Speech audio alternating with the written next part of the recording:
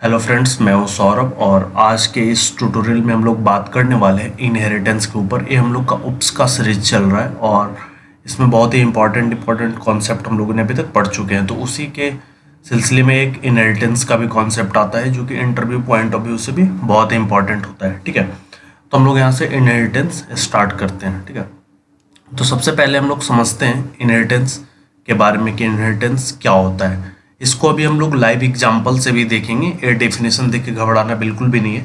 हम लोग इसका पूरा लाइव एग्जांपल 1, 2, 3 देखेंगे। ठीक है, कि इनहेरिटेंस कैसे वर्क करता है। ठीक है, तो inheritance is a process of acquiring the properties and behaviour of parent class. ठीक है, ये मतलब कि कुछ इसमें 2 क्लास बनेगा।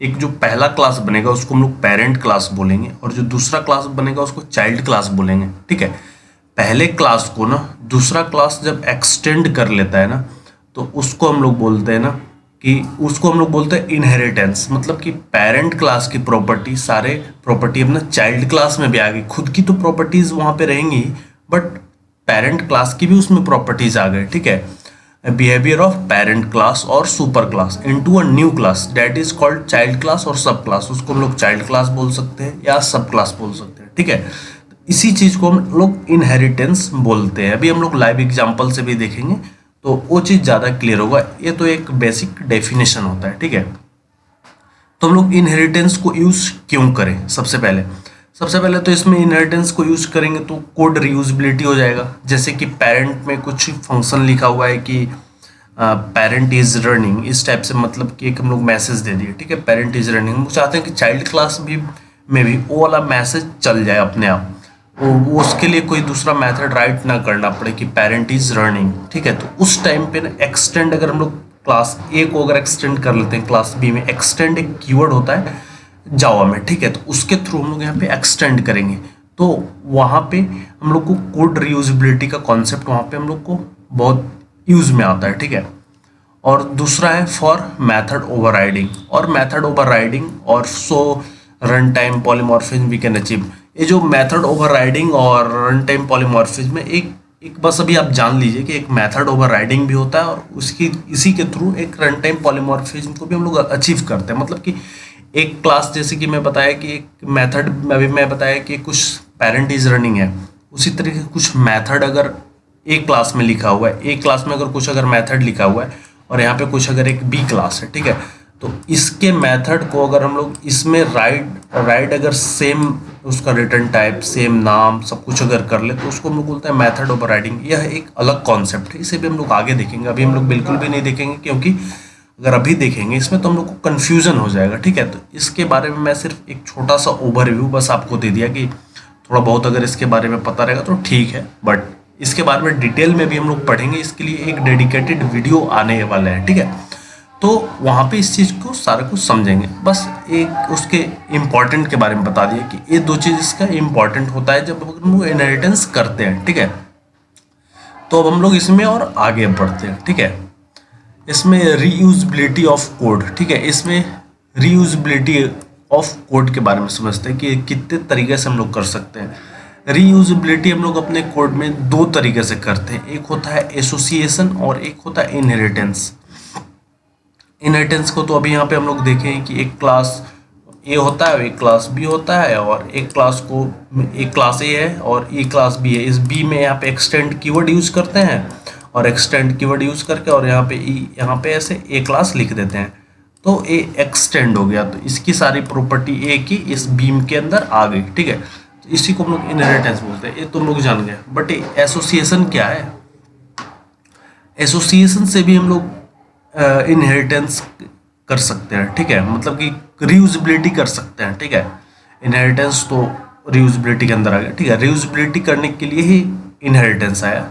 एसोसिएशन से भी हम लोग रीयूजेबिलिटी ऑफ कोड कर सकते हैं। ठीक है, जो एसोसिएशन होता है वो मेरा हैज ए रिलेशन को दर्शाता है और यहाँ पे जो इनहेरिटेंस होता है ये यहाँ पे इज ए रिलेशन को दर्शाता है। ठीक है, इज ए और हैज ए रिलेशनशिप क्या होता है? जैसे कि मर्सिडीज इज अ कार। ठीक है, एक कार है यहाँ पे सपोज दैट।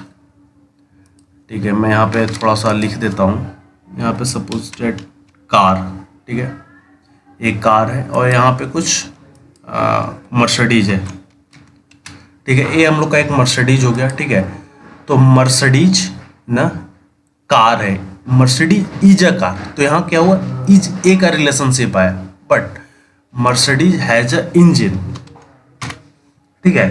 जैसे मतलब कि मर्सिडीज हैज अ इंजन, मतलब मर्सिडीज में इंजन है और हैज अ इंजन, और मर्सिडीज इज अ कार, यहाँ पे मर्सिडीज और इंजन के बीच में ना हैज ए का रिलेशनशिप बन रहा है, और मर्सिडीज और कार के बीच में इज ए का रिलेशन बन रहा है।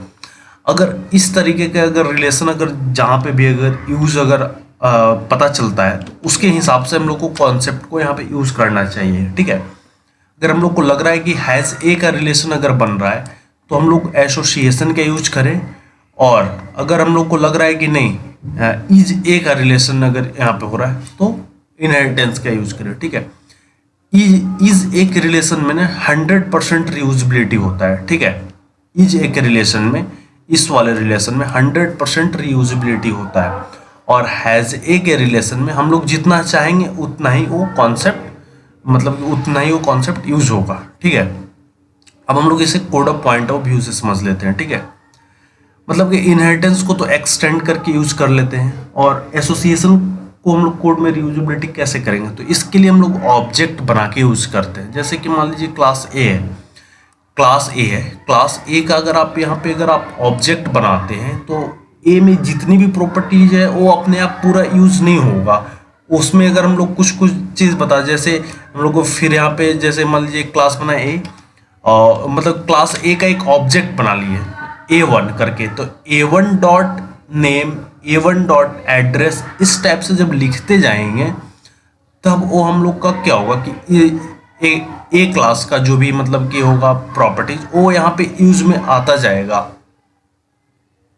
और जितना हम लोग चाहेंगे उतना ही वो आएगा। बट एक्सटेंड अगर हम लोग कर लेते हैं क्लास ए को ना, तो सारा प्रॉपर्टी जो अपने आप इनहेरिट हो जाता है, ठीक है। तो हम लोग को देखना है कि वहाँ पे इज ए का रिलेशन बन रहा है या हैज ए का रिलेशन बन रहा है, ठीक है। एसोसिएशन भी हम लोग दो तरीके से कर सकते हैं, होता है एसोसिएशन भी दो टाइप का होता है, एक कंपोजिशन होता है और एक एग्रीगेशन होता है। जो कंपोजिशन होता है वो स्ट्रॉन्ग रिलेशन को दर्शाता है, और जो एग्रीगेशन होता है यह एक वीक रिलेशनशिप को दर्शाता है। वीक रिलेशनशिप मतलब कि अगर टू फ्रेंड्स के बीच का जो रिलेशन है वो एक वीक रिलेशन है, ठीक है।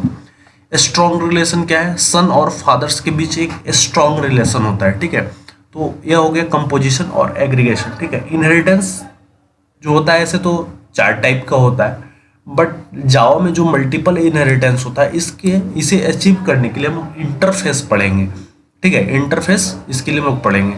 तो जावा में इनहेरिटेंस 3 तरीके के होते हैं, और C++ में अगर आप जाइएगा तो मल्टीपल इनहेरिटेंस होते हैं, ठीक है। तो यहाँ पे ये मल्टीपल इनहेरिटेंस नहीं है, यहाँ पे सिंगल इनहेरिटेंस है, मल्टी लेवल इनहेरिटेंस है और हायरार्किकल इनहेरिटेंस है,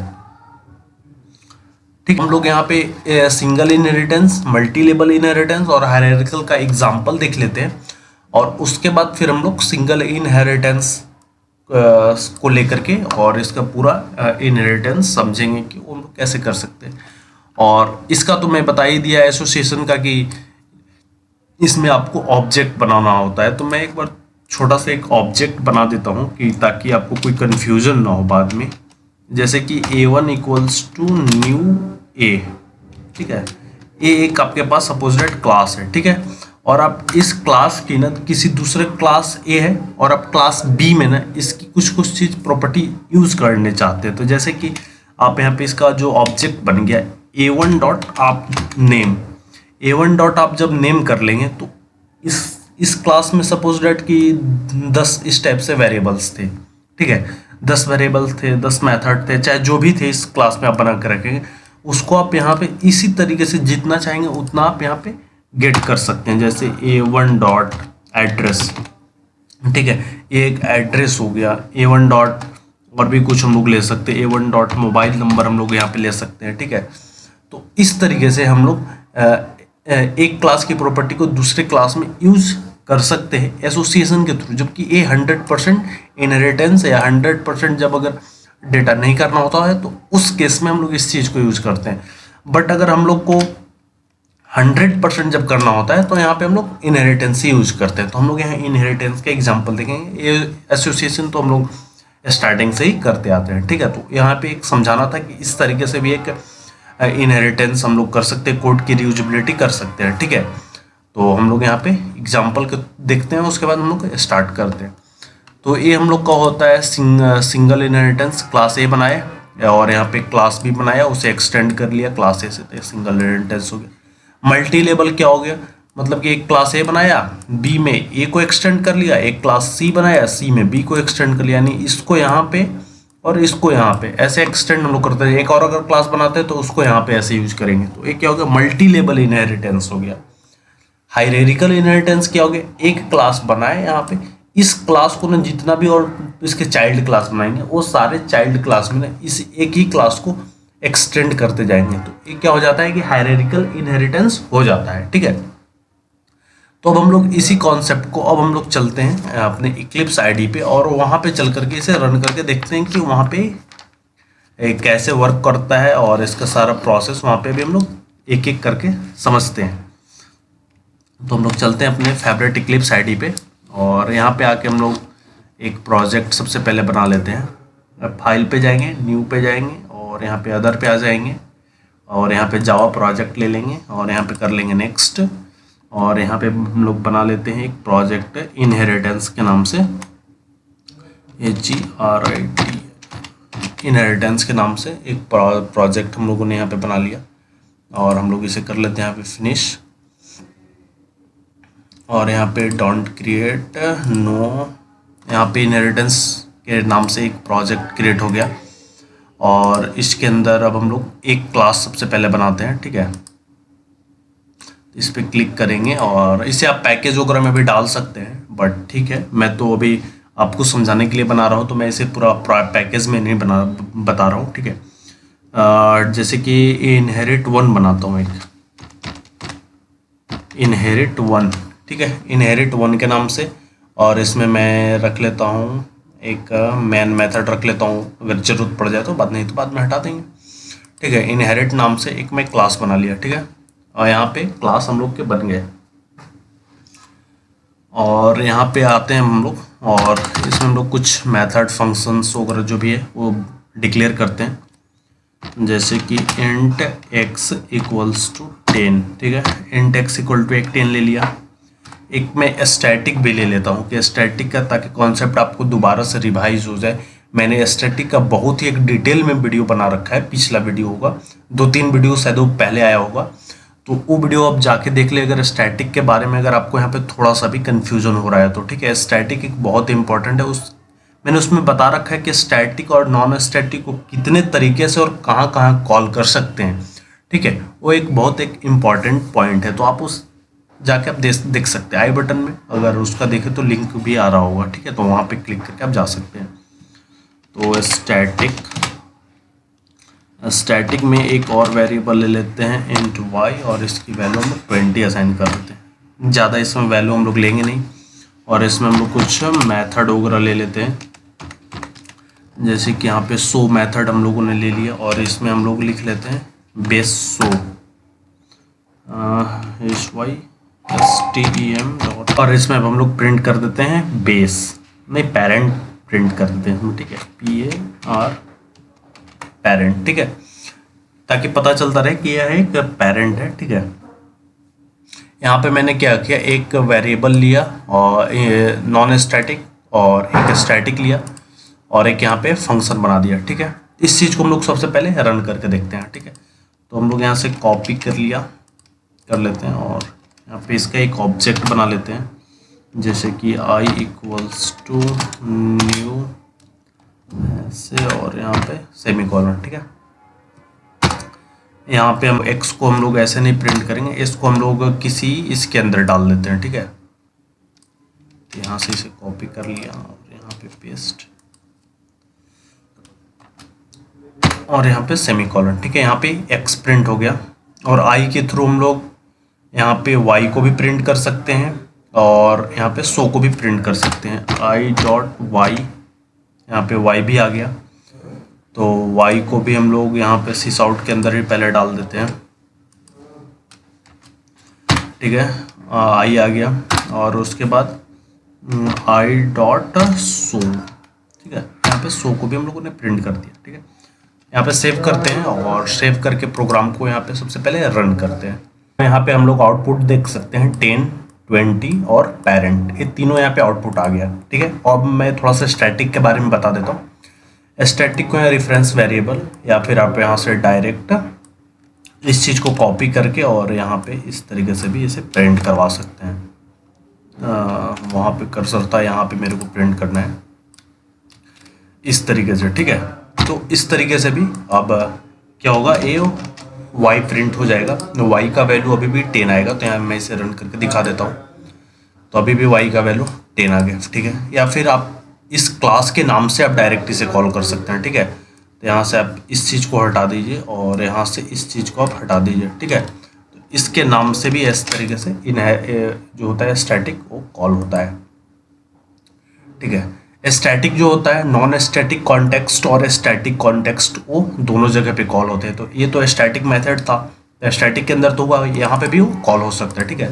इस तरीके से हम लोग इसको कॉल करते हैं। कॉल करने का तरीका भी आपको एक बार फिर से मैं बता दिया स्टैटिक का। यहाँ तो ये चीज़ मेरा पूरा कॉल हो रहा है, ठीक है। मैं इसी में क्या करता हूँ ना, एक और क्लास बना देता हूँ, ताकि अब दूसरा क्लास बनाऊंगा तो फिर थोड़ा सा समझने में थोड़ा सा वो आप लोग को परेशानी हो सकता है। तो मैं क्या करता हूँ, यहाँ से इस चीज़ को एक बार कॉपी कर लेता हूँ, ठीक है। और कॉपी करके और यहाँ पे पेस्ट कर दिया और इसका नाम रख दिया 2, ठीक है। और यहाँ पे इसका क्लोजिंग हम लोगों ने बना दिया इनहेरिट टू और इसे हम लोग एक्सटेंड कर लेते हैं EXTENDS। यहाँ पे एक्सटेंड जो इनहेरिटेंस करने का जो कीवर्ड होता है वो एक्सटेंड के थ्रू ही हम लोग किसी दूसरे क्लास को अपने क्लास में एक्सटेंड करते हैं, ठीक है। यहाँ पे एक क्लास बनाया, उस क्लास का में के आगे एक्सटेंड लगाएंगे और जो अपना क्लास को एक्सटेंड करना है उस क्लास को कॉपी करके लाकर यहाँ पे ला करके पेस्ट कर देंगे, ठीक है, सिंपली। और ये अब क्या होगा, इस क्लास का सारा प्रॉपर्टीज ना अपने आप इस क्लास में आ गया। मैं कुछ नहीं करूँगा, अब इसे मैं सिंपली कमेंट आउट करके और कॉपी करके अब लाके यहाँ पे रख दूंगा, ठीक है। अब और मैं यहाँ से इसे हटा देता हूँ। अब इस यहाँ पे इसका कोई ज़रूरत नहीं है। अगर आपको ज़रूरत हो तो वहाँ पे यूज़ कर सकते हैं, ऐसा कोई बात नहीं है। अब क्या होगा कि इस क्लास में भी तो हम लोग अपने हिसाब से वेरिएबल्स फंक्शन जो भी है वो बना सकते हैं। बट क्या होगा कि अब इस क्लास में आ गए, तो अगर इस क्लास में आ गए ना तो इस क्लास के नाम से भी हम लोग यहाँ पे इस चीज़ को अब वो यूज़ कर सकते हैं। जैसे मैं यहाँ पे करके दिखाता हूँ, इसका नाम यहाँ पे 2 रख दिया और यहाँ पे इसका नाम 2 रख दिया, यहाँ से इसे हटा के इसका नाम 2 रख दिया, ठीक है। तब भी ये देख लीजिए पूरा कॉल हो रहा है, कोई भी एरर नहीं है। मतलब कि इसकी जो भी प्रॉपर्टी है ना वो सारा इसके अंदर आ गया। और इसके अंदर अभी हम लोगों ने तो कुछ बनाया नहीं, ना मेथड बनाया है, ना फंक्शंस बनाया, कुछ भी तो यहाँ पे नहीं बनाया, ना स्टैटिक बनाया, ना नॉन स्टैटिक, नहीं कोई फंक्शंस बनाए, ठीक है। तो इसके अंदर वो सारे चीज़ आ गए हैं।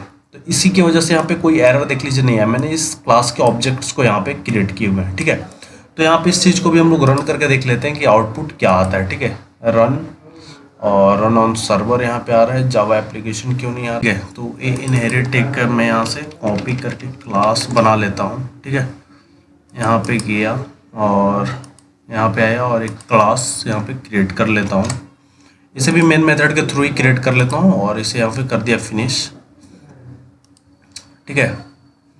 और कर लिया फिनिश। और यहाँ पे जो भी हम लोग सारा काम कर रहे थे, अब यहाँ पे ये सारा काम नहीं करेंगे। अब सारा काम अब हम लोग अपने इस बनाए हुए क्लास में करेंगे। यहाँ पे ऐसे होता है काम, बट ये भी कुछ इशू यहाँ पे हो रहा है, ठीक है। तो इसकी वजह से हो नहीं पा रहा है, तो यहाँ पे हम लोग इसका सारा काम करेंगे, ठीक है।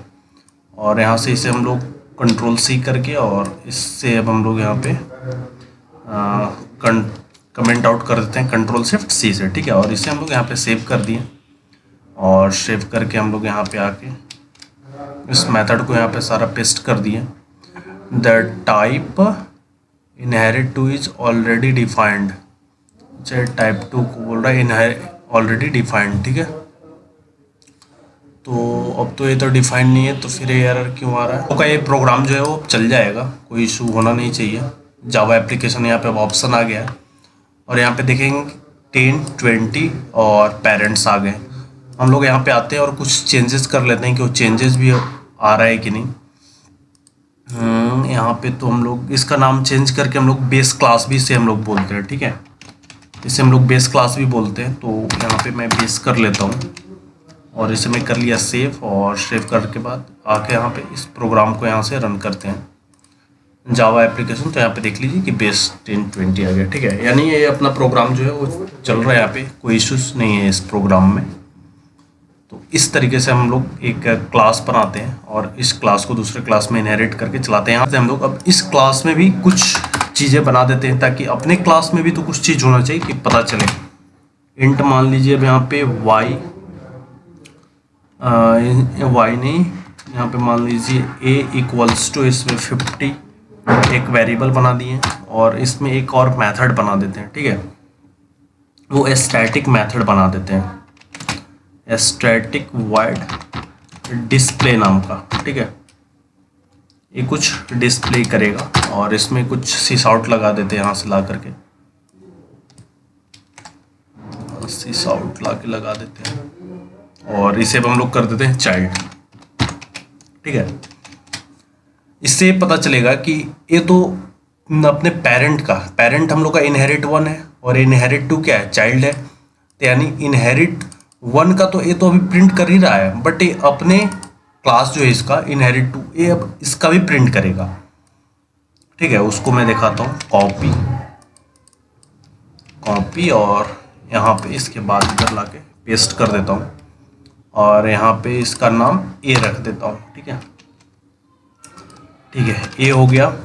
और ये स्टैटिक मेथड है, तो मेथड को तो हम लोग डायरेक्टली कॉल कर सकते हैं क्लास के नाम से, कोई इशू नहीं है। तो यहाँ से हम लोग कॉपी इनहेरिट को करते हैं, यहाँ पे पेस्ट करते हैं, डॉट हम लोग लगाएंगे तो यहाँ पे देख लीजिए डिस्प मेथड आ गया, डिस्प मेथड अपने आप कॉल हो गया। तो अब क्या होगा कि ये तो चाइल्ड का कॉल कर रहा है, पहले तो पेरेंट का कर ही रहा था, अब अपने चाइल्ड के भी मेथड को खुद ही कॉल कर लेगा और दोनों एक साथ कॉल होंगे। मजे की बात ये भी है, यहाँ पे देख लीजिए 1020 बेस, ये तो पेरेंट के कॉल हो गए, 50 और चाइल्ड ये अपने चाइल्ड क्लास के हो गए। तो ये होते हैं इनहेरिटेंस करने के तरीके, ठीक है। इस तरीके से हम लोग इनहेरिटेंस करते हैं। ये हम लोग का सिंगल इनहेरिटेंस इसी तरीके से होता है, ठीक है। सिंगल इनहेरिटेंस और मल्टी लेवल और हायरार्किकल इनहेरिटेंस में बहुत ज़्यादा डिफरेंस नहीं है। जैसे कि मैं क्या बताया, एक क्लास बनाया यहाँ पे, इस क्लास को इस क्लास में एक्सटेंड करने के लिए बताया, ठीक है।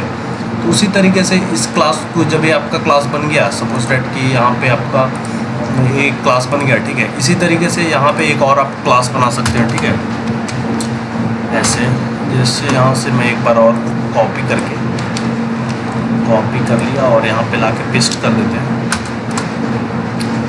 और इस क्लास का यहाँ पे नाम 3 दे देते हैं और यहाँ पे इसका नाम दे देते हैं 2, ठीक है।